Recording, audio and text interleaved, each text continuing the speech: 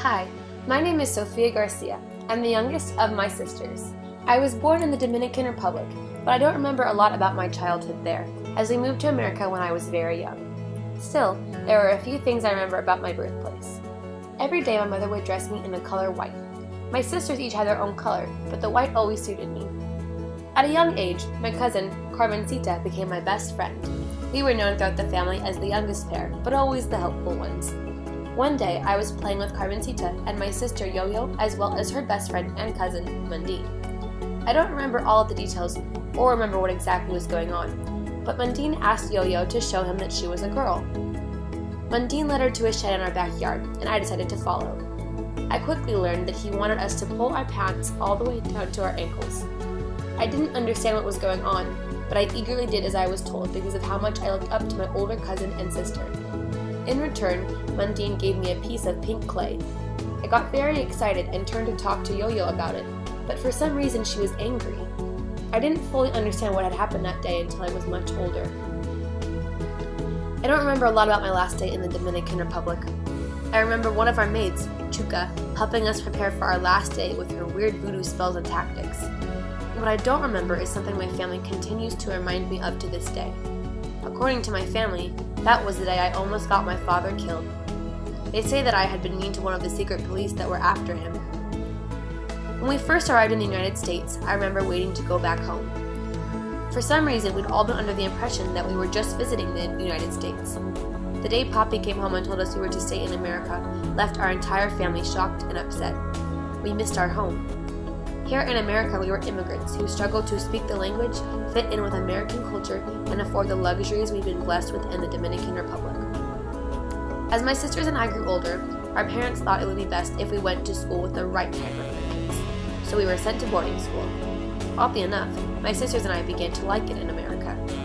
Boarding school was filled with many things: parties, football games, boys. My sisters and I always worked together to make sure our parents never knew what we were up to. However, they eventually found out bits and pieces. The summer after they found out, we were all sent back to visit the Dominican Republic. The night before we left, I pulled out a bag of marijuana that I had been saving and asked my sisters whether or not I should take it with us. Before I had a chance to decide, Mommy came back into the room and without thinking, I tossed it behind a bookcase to hide it. It wasn't until a few weeks later that I thought of the marijuana again. Mommy had come all the way from New York to visit us at Tia Carmen's house. To our surprise, she had found the marijuana and confronted us about it. I immediately stepped up and took full blame, even though my sisters attempted to revert to our usual ways and cover for each other. Still, I couldn't let them do that. Mommy was very upset with me. As punishment, she gave me a choice. I could stay and live in the Dominican Republic with Tia Carmen for a year, or I could go back to the States and live with Mommy and Papi at home and attend the local Catholic school. My decision was easy. I chose to stay in the Dominican Republic. It was not something I wanted, but it was much better than going back to living with Mommy and Papi. When my sisters and Mommy returned the following Christmas to visit me in the Dominican Republic, I was a changed woman. I began to do my hair and wear makeup and jewelry. For the first time, I felt that my family looked at me as a woman, not just baby Fifi. I told them the news of the new man I had met, our illegitimate cousin Manuel Gustavo. We'd begun seeing each other, and I liked him very much. My sisters were immediately enchanted by him as well. They soon changed their minds. They would always tell me that they felt Manuel bossed me around too much and didn't treat me with the equal respect that I gave him. I always told them that they were wrong, but I think deep down I knew the truth.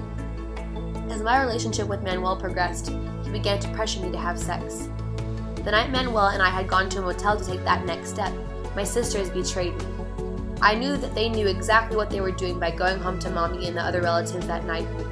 Mommy had instantly noticed that I wasn't with my sisters and came to the motel to stop me and Manuel. She told me that I was to return to America. I didn't think that I would ever forgive my sisters for ruining something that important to me. However, when I look back on the night, part of me is grateful for what they did. They knew that Manuel didn't want to use a condom, and they knew that if I had gotten pregnant, I would have been trapped in the Dominican Republic forever.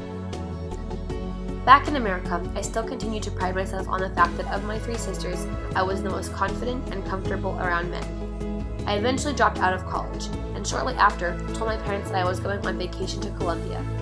What they didn't know was that I had gone off to meet one of my many boyfriends to have sex. However, as soon as we did it, we realized that we didn't like each other anymore. A few days later, I met my future husband, Otto. Otto was a tourist from Germany, and we instantly hit it off. He wrote me many love letters that I deeply cherished. My relationship with my father, Carlos, had always been strained, but the day he invaded my privacy was the last straw. He had gone into my room, gone through all my private belongings, and found all of Otto's letters.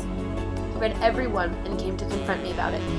He yelled at me, asking me if I was a whore, and criticizing me for my actions. That was the day that I went up to my room, packed my bags, and ran away. I immediately went to Otto's house. Standing in the pouring rain, I asked him to marry me. To this day, my husband boasts, I couldn't let her freeze, and we married shortly after. A few years later, Otto and I had our first child.